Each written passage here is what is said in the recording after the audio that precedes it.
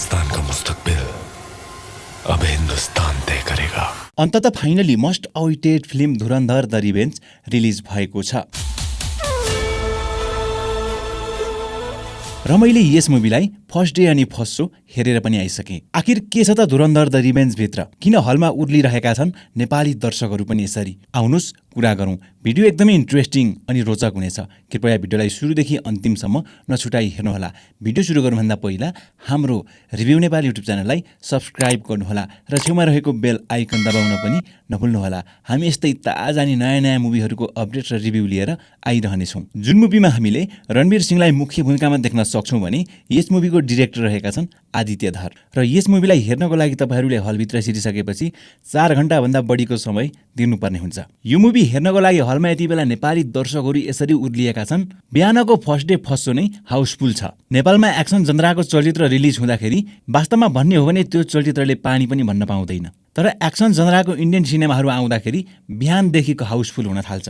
यहाँबाट मैले के अनुमान लगाएँ भने नेपाली दर्शकहरूलाई स्टोरी जहाँको सुकै होस् अनि जस्तो सुकै होस्, स्टोरीलाई राम्रोसँग बुझाउनु पर्यो अनि मेकिङ राम्रो गर्नु पर्यो र प्रेजेन्टेसन पनि उस्तै दमदार हुनु पर्यो र गीत सङ्गीतहरू पनि उस्तै राम्रो हुनु पर्यो। नेपाली दर्शकहरूलाई यति चाहिएको। जुन कुराको धुरन्धरमा कुनै पनि कमी छैन। मुभीको मेकिङ, प्रेजेन्टेसन, कलाकारहरूको एक्टिङ, ब्याकग्राउन्ड म्युजिक, गीत सङ्गीत अनि सिनेमाटोग्राफीहरू एकदमै आउटस्ट्यान्डिङ छ। चलचित्रमा इन्डिया र पाकिस्तान बीचको स्टोरीलाई देखाइएको छ। यो एउटा बलिउड फिल्म नै भए पनि बलिउडबाट आएको फिल्महरूमध्ये अलिक फरक जस्तो लाग्छ। चलचित्रलाई जुन किसिमले मेकिङ र प्रेजेन्टेसन गरिएको छ यसले कहीँ न कतै दर्शकहरूलाई नयाँ स्वाद पनि दिएको छ। चलचित्रमा देखाइएको लोकेसन र कलाकारहरूले लगाएको पहिरन यसले पनि कहीँ न कतै दर्शकहरूलाई फरकपन महसुस गराउँछ। यस चलचित्रमा जुन किसिमको एक्सन देखाइएको छ यसको अगाडि पार्ट 1 मा त केही पनि एक्सनै देखाइएको छैन र यो चलचित्रको ट्रेलरमा पनि त्यस्तो केही कुरा देखाइएको छैन जुन कुरा चलचित्रमा देखाइएको छ। चलचित्रको स्टोरी उत्तिकै दमदार छ अनि प्रेजेन्टेसन पनि उस्तै दमदार, जसले स्टोरीलाई कन्फ्युज नगराइकन बुझाउँछ। अनि गीत सङ्गीत र ब्याकग्राउन्ड म्युजिकहरू पनि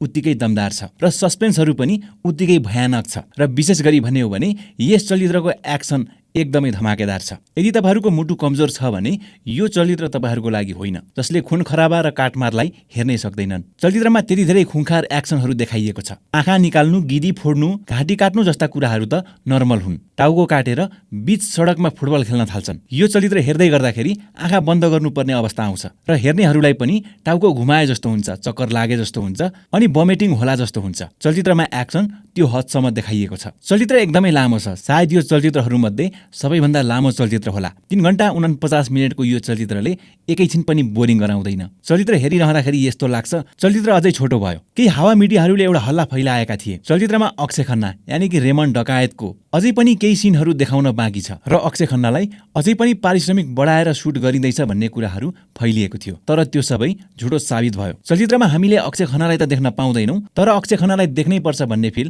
हुँदैन। चलचित्रलाई सुरुदेखि अन्तिमसम्म रणवीर सिंहले लिड गरेका छन्। कुनै ठाउँहरूमा त अक्षय खन्नाको झझल्को पनि दिलाउँछन्। चलचित्र लामो भए पनि एकदमै धमाकेदार बनेको छ अनि धमाकेदार सस्पेन्सहरू देख्न सकिन्छ। तपाईँहरूले एउटा त्यस्तो भिलेनलाई देख्न सक्नुहुन्छ जुन बडे सापको पनि बडे साप हुन्छ। यो दर्शकहरूको लागि एकदमै सरप्राइजको कुरा हो। र अर्को कुरा, इन्डियामा देशभक्ति फिल्म बन्दै गर्दाखेरि त्यो चलचित्र सुपरहिट र ब्लकबस्टर हुने पक्का हुन्छ। इन्डियनहरूको देशभक्ति त्यस्तो छ। तर नेपालमा यस्तै किसिमको देशभक्ति फिल्म बन्यो भने नेपाली फिल्मले पानी पनि माग्न पाउँदैन। यदि देशभक्ति भनेको के हो भनेर सिक्नु छ भने त्यो इन्डियनहरूबाट सिक्न सकिन्छ। म यस मुभीलाई हाम्रो रिभ्यू नेपालको तर्फबाट 5 मा 4.5 स्टार रेटिङ दिन चाहन्छु। अनि के तपाईँहरूले चलचित्र धुरन्धर हेर्नुभयो त? यदि हेर्नुभयो भने तपाईँहरूलाई चलचित्र कस्तो लाग्यो आफ्नो विचार कमेन्ट बक्समा राख्न नभुल्नुहोला। साथै हाम्रो रिभ्यू नेपाल युट्युब च्यानललाई सब्स्क्राइब गर्नुभएको छैन भने सब्स्क्राइब गर्न पनि नभुल्नुहोला। हामी फेरि भेट्नेछौँ अर्को भिडियोमा।